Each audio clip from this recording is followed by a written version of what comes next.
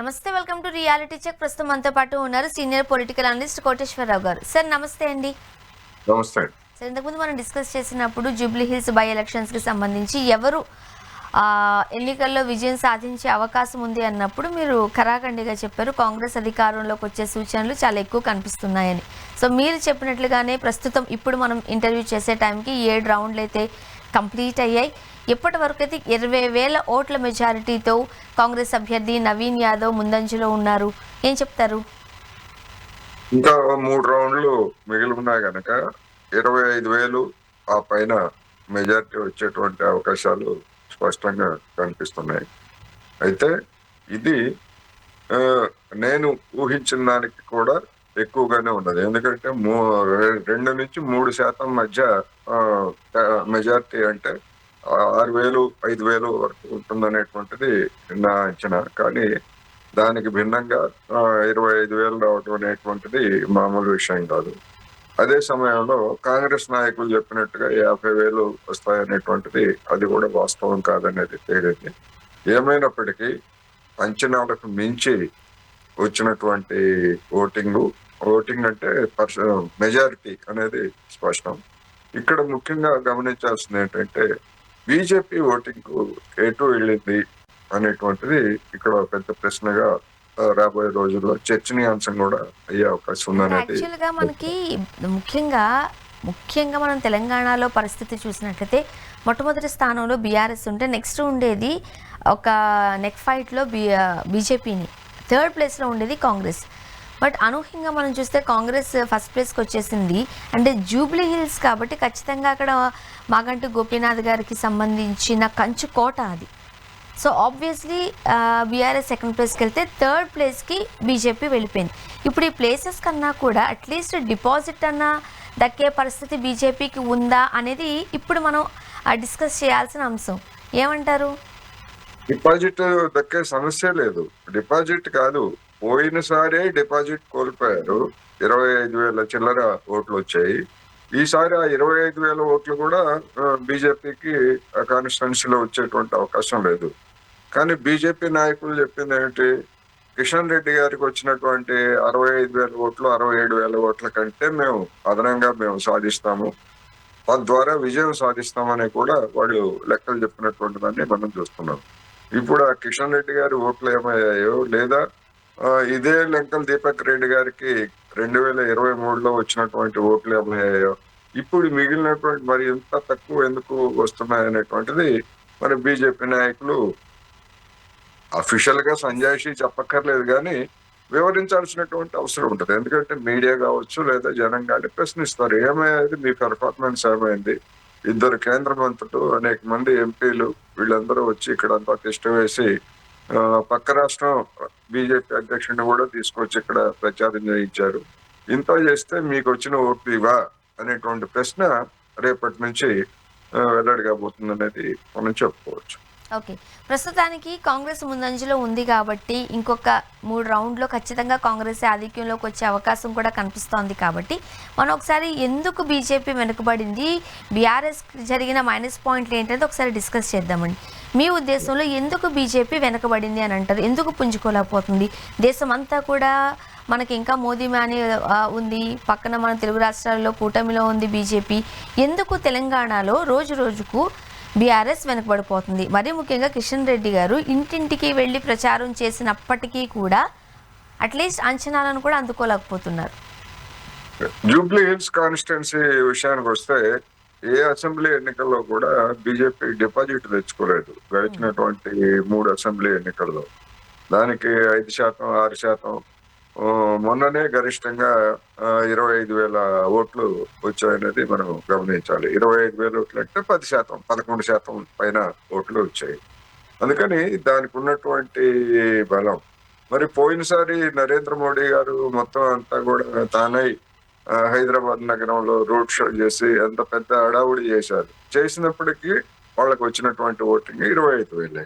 ఇప్పుడు మరి ఇంకా అంతకంటే తక్కువ స్థాయికి పడిపోయిందనేది లెక్కలు ఖచ్చితంగా చెప్తున్నాయి. మరి దీనికి బీజేపీ వాళ్ళు సంజాయిషి చెప్పాలి. నా అభిప్రాయం ప్రకారం ఏంటంటే బీజేపీకి ఒక్క మత ఎజెండా తప్ప ఈ ఎన్నికల్లో కూడా అదే ముందుకు తీసుకొచ్చింది. ఉమ్, ఈ ఎన్నికల్లో కూడా అదే ముందుకు తీసుకొచ్చింది.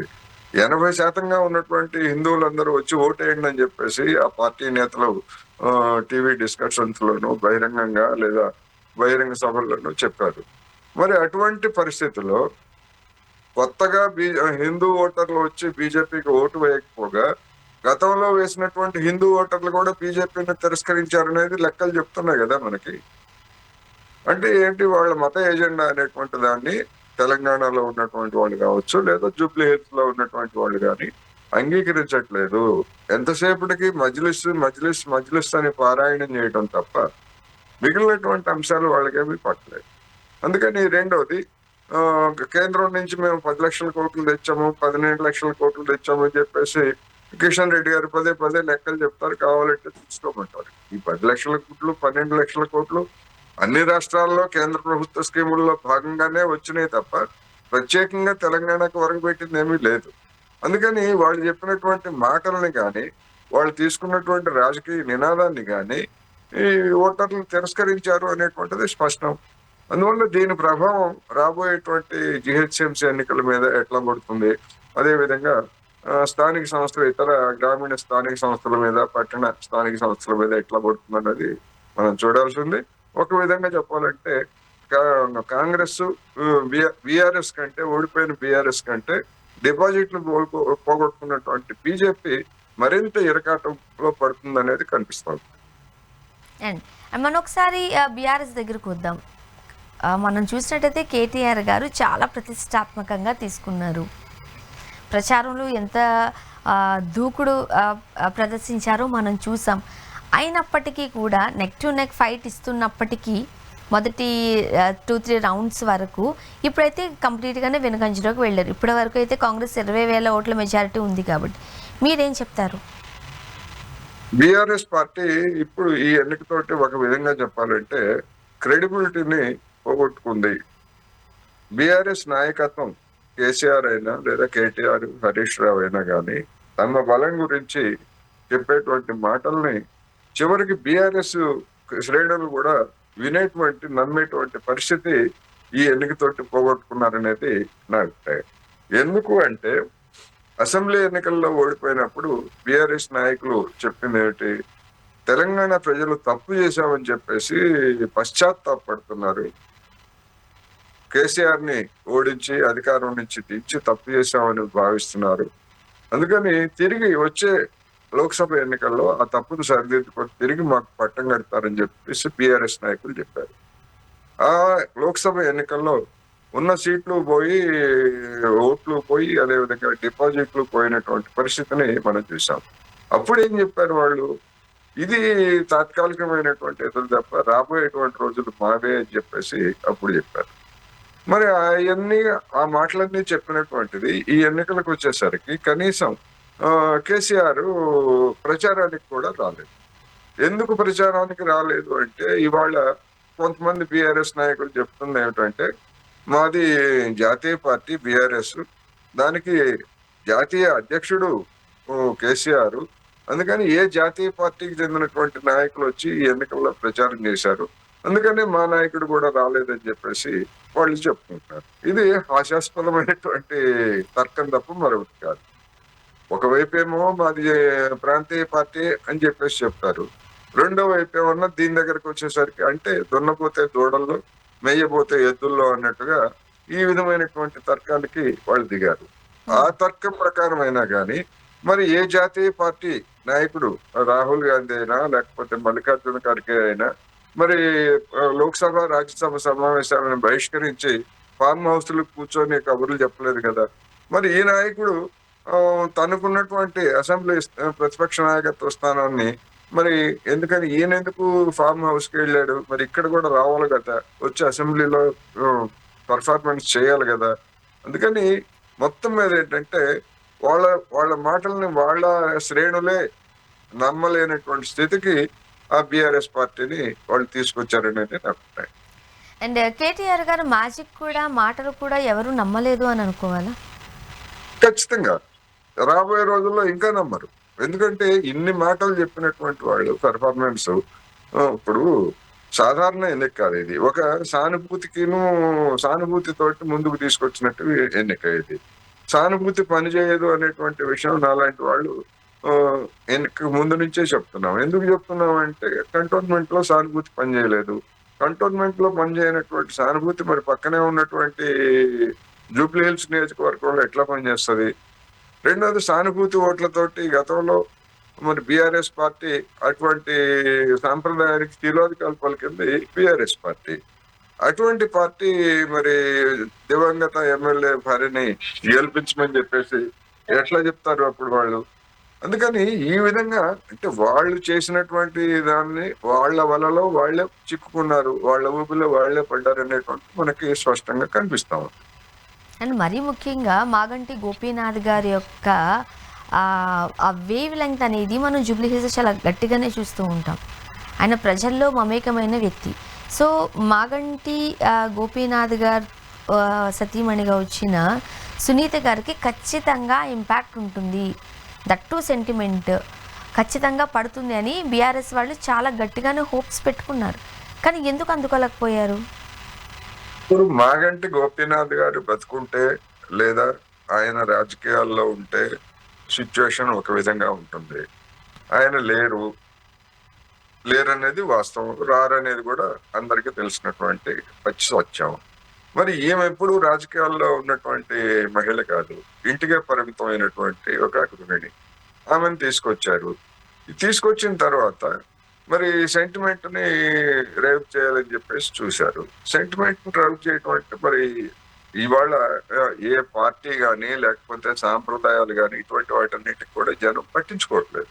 అది పట్టించుకోనప్పుడు సెంటిమెంట్ రేవ్ చేస్తే ఒకవైపు నీ చెల్లెల్నే మీరు పార్టీ నుంచి బహిష్కరించేసి కవితని ఏ విధమైనటువంటి స్థితిలో నెట్టారో జనం చూసిన తర్వాత అప్పుడు సెంటిమెంట్ పనిచేయలేదా అనేటువంటిది కూడా వస్తుంది కదా.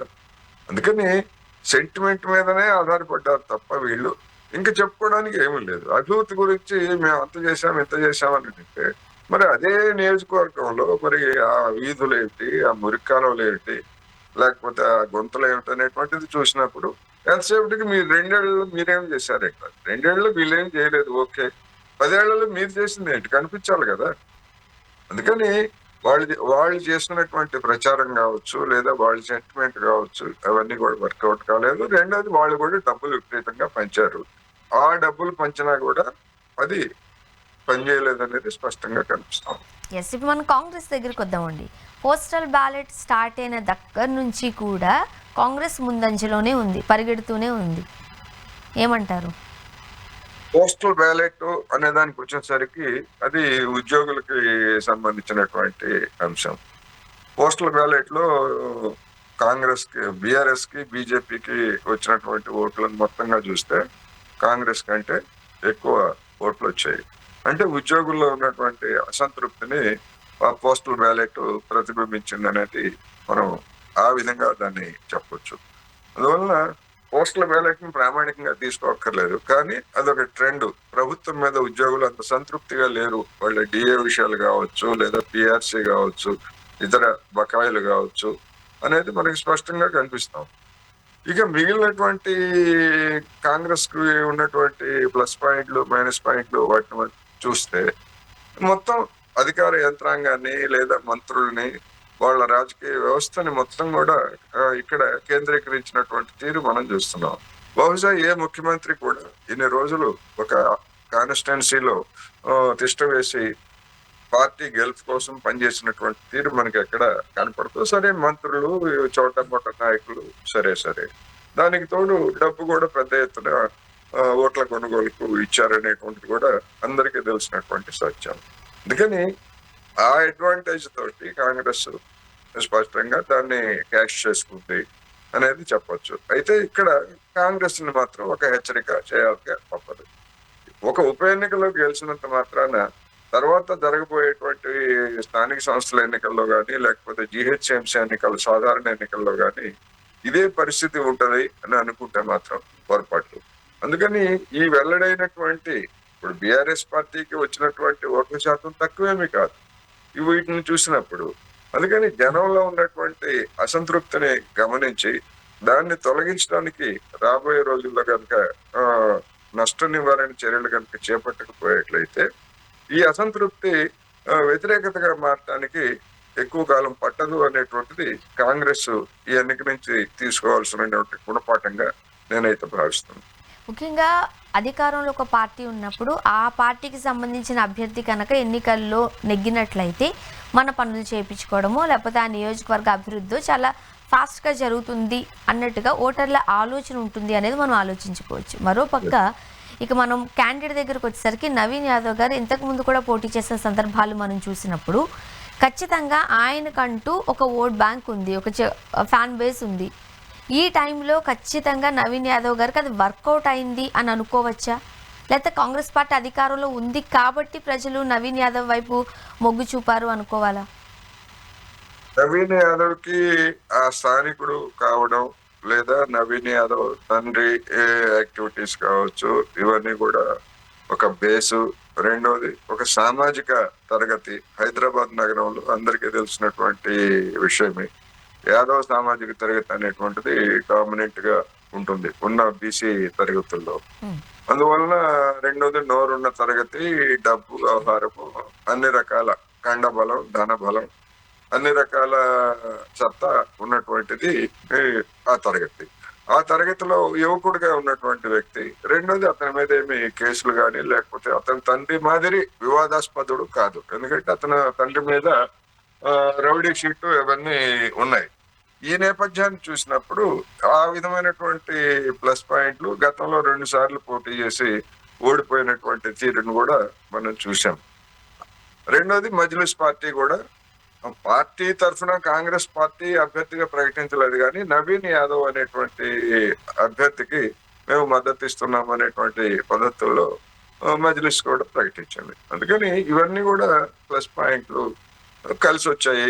రెండోది ప్రభుత్వం ప్రతిష్టాత్మకంగా తీసుకోవడం కూడా దానికి 25% అతని వ్యక్తిగతమైన లేదా ఇతరత్ర కారణాలు అయితే 75% ప్రభుత్వం ప్రతిష్టాత్మకంగా తీసుకొని ముఖ్యమంత్రి రంగంలోకి దిగటం అనేది ఈ విజయంలో ప్రధాన పాత్ర వహించినది నా అభిప్రాయం. అండ్ మరి ముఖ్యంగా కాంగ్రెస్ పార్టీ కూడా చాలా స్ట్రాటజీతో ముందుకు వెళ్ళినట్లుగా మనం చూసాం. All of a sudden over నైట్లోనే అజరుద్దీన్ గారికి మంత్రి పదవి ఇవ్వడం, మైనారిటీ ఓట్లన్నీ గ్రాప్ చేయడంలో ఖచ్చితంగా కాంగ్రెస్ పార్టీ సక్సెస్ అయింది. ఆ స్ట్రాటజీ ఏదైతే ఉందో అది ఫలించింది అని అనుకోవచ్చా? అనుకోవచ్చు. ఎందుకు అంటే కాంగ్రెస్ పార్టీకి దాని హిస్టరీ చూసినప్పుడు స్వాతంత్రం ముందు నుంచి కాంగ్రెస్ పార్టీ ఎన్నికల్లో పోటీ చేస్తా ఉంది. దానికి ఉన్నటువంటి అపారమైనటువంటి అనుభవాన్ని, ఓటర్లను ఏ విధంగా గుట్టలో వేసుకోవచ్చో లేదా ప్రజాభిప్రాయాన్ని ఏ విధంగా మ్యానిపులేట్ చేయొచ్చో ఈ దేశంలో కాంగ్రెస్ కి తెలిసినంతగా మరొక రాజకీయ పార్టీకి దేనికి తెలియదు. ఎందుకంటే అంత సీనియరు లేదా అనేక రాష్ట్రాల్లో కేంద్రంలో ఏకఛత్రాధిపత్యం వహించి అనేక రాజకీయాలు నడిపి చివరికి తన పార్టీలో తానే కుమ్ములాట్లు పెట్టుకొని కుప్పగూలిపోయినటువంటి చరిత్ర దాంది. అందుకని దానికి అన్ని రకాల అనుభవాలు ఉన్నాయి. అటువంటి అనుభవం కలిగినటువంటి పార్టీ వచ్చినటువంటి అవకాశాన్ని, జూబ్లీ హిల్స్ రూపంలో వచ్చినటువంటి అవకాశాన్ని వినియోగించుకోకుండా ఉంటుంది అని ఎవరైనా అనుకుంటే పొరపాటు. అదే జరిగింది. దానికి ఆ మేరకు కలిసి వచ్చింది అనేది కూడా అధికారం ఉన్న తర్వాత అనేక మంది మీరు అన్నట్టుగా పని చేయించుకుందాం, ఏదో ఒక పని పోలీస్ స్టేషన్ లో కావచ్చు, లేకపోతే రెవెన్యూ కావచ్చు, జిహెచ్ఎంసీ కావచ్చు, ఏదైనా పనులు కావాలంటే అధికార పార్టీ అంటే ఖచ్చితంగా దానికి అడ్వాంటేజ్ ఉంటుంది అనేది మనం చెప్పుకోవచ్చు. అండ్ ఇప్పుడు మరీ ముఖ్యంగా అంటే కాంగ్రెస్ వైపు రన్ అవుతుంది కాబట్టి ఇప్పుడు మెజారిటీ వైపు అందరూ కాన్సన్ట్రేట్ చేస్తున్నారు. జూబ్లీ హిల్స్, యూసఫ్ కూడా ఈ ఏరియా అంతా కూడా ఎడ్యుకేటెడ్ ఉంటారు, బాగా చదువుకున్న వాళ్ళు, గవర్నమెంట్ హోల్డర్స్ ఎక్కువగా ఉండే అవకాశం కనిపిస్తోంది. అయినప్పటికీ కూడా మనకి పోలింగ్ పర్సంటేజ్ చూసేసరికి చాలా తక్కువ వచ్చింది. ఇప్పుడు మెజారిటీ ఆ ఇంపాక్ట్ కూడా కనిపిస్తుంది. ఏమంటారు?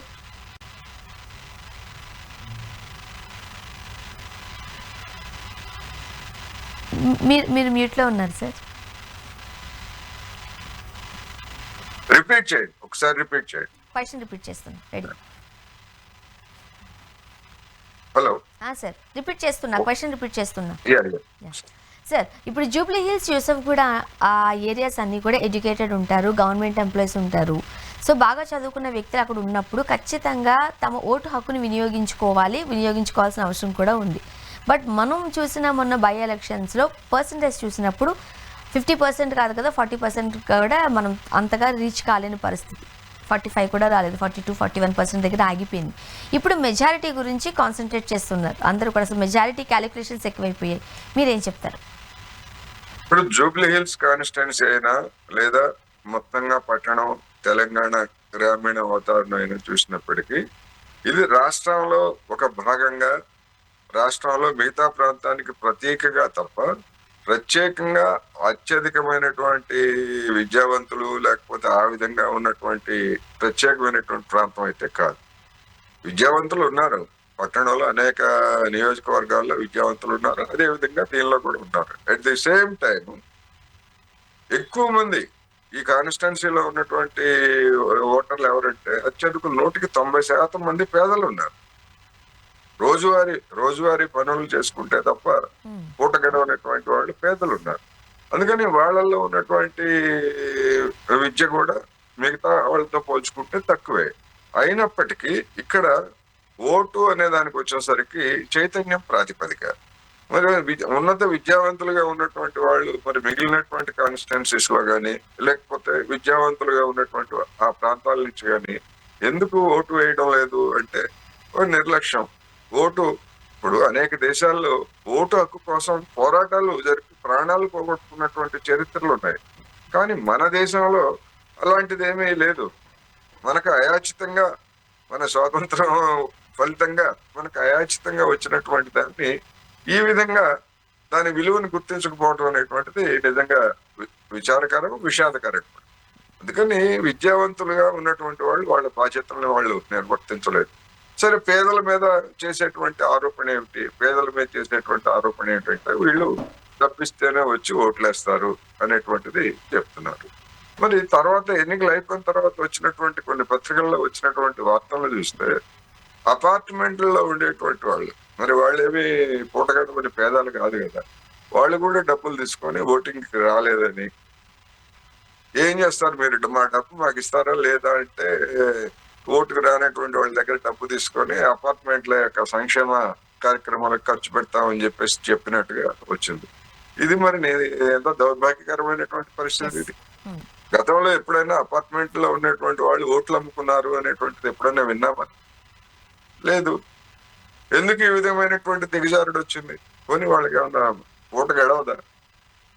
2000-3000 ఓటుకి రాకపోతే అపార్ట్మెంట్లు ఏమన్నా మొత్తం ఏసీలు పెట్టించుకుంటారా, లేకపోతే ఏమన్నా ఇంద్రభవనాల లాగా తీర్చిదిద్దుకుంటారా?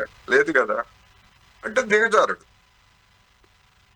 ఉన్నత విద్యావంతులు, అధిక ఆదాయం కలిగినటువంటి వాళ్ళ దిగజారుడు వ్యవహారం. అందుకని నిజానికి ఇటువంటి వాటి గురించి మీడియాలో ఎన్నికల సమయంలో కాకుండా తర్వాత కూడా చర్చలు జరగాల్సినటువంటి అవసరం ఉంది, చైతన్యపరచాల్సిన అవసరం ఉంది అనేది. సార్, నెక్స్ట్ దీనికి పార్లర్గా మనం బీహార్ కౌంటింగ్ కూడా చూస్తూ ఉన్నాం. ఎగ్జిట్ పోల్స్కి మించి ఎన్డీఏ పరిగెడుతోంది. ఏం చెప్తారు? ఎగ్జిట్ పోల్స్ కి మించి కూడా వస్తున్నమాట వాస్తవం. మరి దానికి దారి తీసినటువంటి కారణాలు ఏమిటి అనేటువంటిది మనం పూర్తిగా విచారణ చేయాల్సి ఉంటది. అయితే ఈ ఎన్నికలకు ముందు నుంచే అక్కడ జరగబోయేది ఏమిటి అనేటువంటి దాని మీద నా అభిప్రాయాలు నేను స్పష్టంగా చెప్తున్నాను. ఎన్నికల ప్రకటనకు ముందు రోజు 2 రోజుల ముందే నితీష్ కుమార్ బీజేపీ ప్రభుత్వం అక్కడ 2 కోట్ల మంది మహిళలకి తలా 10,000 రూపాయల చొప్పున వాళ్ళ ఖాతాల్లో జమ చేసింది. ఏమిటి అంటే రోజ్గారు పథకం అని చెప్పేసి చెప్పారు. అంటే 2 కోట్ల మంది మహిళలకు ఒక్కసారిగా 10,000 రూపాయలు ఇవ్వడం అంటే అది ఆ 2 కోట్ల కుటుంబాల్లో ఓట్లను కొనుగోలు చేయడానికి ప్రభుత్వం అధికారికంగా ఇచ్చినటువంటి సొమ్ము తప్ప మరొకటి కాదనేది నా అభిప్రాయం. అదే విధంగా వృద్ధాప్య లేదా వికలాంగ వితంతు పెన్షన్లు కూడా ఒక్కసారిగా 200-300గా ఉన్నటువంటి దాన్ని 1000 రూపాయలకి పెంచడం, ఇట్లాంటి అనేకమైనటువంటి చర్యల ద్వారా అక్కడ ఓటర్లను ఆకర్షించేందుకు ప్రయత్నించారు. ఆ ప్రయత్నం అనేటువంటిది మహిళల్లో ఓటింగ్ శాతాన్ని పెరగటాన్ని బట్టి, ఆ ఓటింగ్ శాతం పెరిగినప్పుడే అర్థమైంది సంథింగ్ ఏదో జరగబోతా ఉంది ఇది. అందరూ అనుకుంటున్నట్టుగా హోరాహోరీగా ఉంటుందని నేను కూడా అన్నాను, హోరాహోరీగా ఉంటుందని. కానీ దానికి మించి మహిళలు ఫేవర్ గా తమకు ఇచ్చినటువంటి 10,000 రూపాయలకి కృతజ్ఞతాపూర్వకంగా ఓటు వేసినట్టుగా కనిపిస్తా ఉంది. అందుకని దాన్ని ఒక విధంగా చెప్పాలంటే ఓట్ చోరీ అనేటువంటిది ఒక ప్రయత్నం అయితే, ఇది డబ్బుతోటి మరొక పద్ధతిలో ఓట్ చోరీ జరిగిందనేది కూడా దీన్ని చెప్పొచ్చు. రాహుల్ గాంధీ గారు చాలా పెద్ద ఎత్తున ఓట్ చోరీకి సంబంధించి ప్రచారం చేశారు. చాలా పెద్ద ఆరోపణలు అవి మనం చూస్తూనే ఉన్నాం. అయినప్పటికీ కూడా ఆ మాటలు ప్రజల్ని ఎక్కడ కదిలించలేదు అని అనుకోవచ్చా? మరోపక్క యువకుడు తేజస్వి యాదవ్, ఆయన కూడా ఏమీ ఇన్స్పైర్ చేయలేకపోయారా? అది ప్రజా సమస్యగా లేదా మరొక సమస్యగా జనం భావించలేదు అనేది ఈ ఎన్నికల్లో మనకి కనిపిస్తా ఉంది. అందుకని ఆ ఓట్ చోరీ ఆరోపణలు లేదా చర్యలు వచ్చినటువంటి ప్రాంతాల్లో ఓట్లింగ్ తీరుతేరిన ఎట్లా ఉన్నాయి ఏమిటి అనేటువంటిది కూడా మనం చూడాలి ఉంది. ఇప్పుడు సీమాంచల్ ప్రాంతంలో పెద్ద ఎత్తున అలాంటి ఓట్ చోరీకి తెరదీశారని చెప్పారు. కానీ ఆ సీమాంచల్ ప్రాంతంలో కూడా ఎన్డీఏ కూటమి పెర్ఫార్మెన్స్ మిగతా ప్రాంతాల మాదిరిగానే ఉన్నట్టు మనకి లెక్కలు తెలియజేస్తున్నాయి. అందుకని ఖచ్చితంగా ఇండియా కూటమిలో ఉన్నటువంటి పార్టీలు ఎక్కడ పొరపాటు జరిగింది లేకపోతే అనేటువంటిది ఒకటైతే, రెండోది బీజేపీ ఎన్డీఏ కూటమి, బీజేపీ ప్రధానమంత్రి గారు శుభాషితాలు చెప్పారు కదా, ఇట్లాంటి ఉచిత పథకాలకు మేము వ్యతిరేకం, ఓట్ల కోసం ఒక రాష్ట్రం ఉన్నా పోయినా కానీ మేము ఇటువంటి చేయమని చెప్పారు. కానీ ఆయనే స్వయంగా చేశారు. ఎందుకు చేశారు అంటే, 2 తెలుగు రాష్ట్రాల్లో మహిళా స్వయం సహాయక పథకాల ద్వారా మహిళలకి రుణాలు ఇచ్చి కానీ లేదా ఇతరత్ర కానీ ఓటుని గతంలో ఉన్నటువంటి చంద్రబాబు నాయుడు కానీ లేదా వైసీపీ నాయకులు కానీ క్యాష్ చేసుకున్నారు. దాని అనుభవం చూసిన తర్వాత అదే పద్ధతుల్లో మహిళల ఓట్లు క్యాష్ చేసుకోవచ్చని ఉత్తరప్రదేశ్ లో నిధులు ఇచ్చారు. అక్కడ ఆ ప్రయోగం సక్సెస్ అయింది. అందుకని దానికంటే పెద్ద సంఖ్యలో బీహార్ లో ఆ ప్రయోగం చేశారు. అది మరింత సక్సెస్ అయినట్టుగా మనకి కనిపిస్తా ఉంది.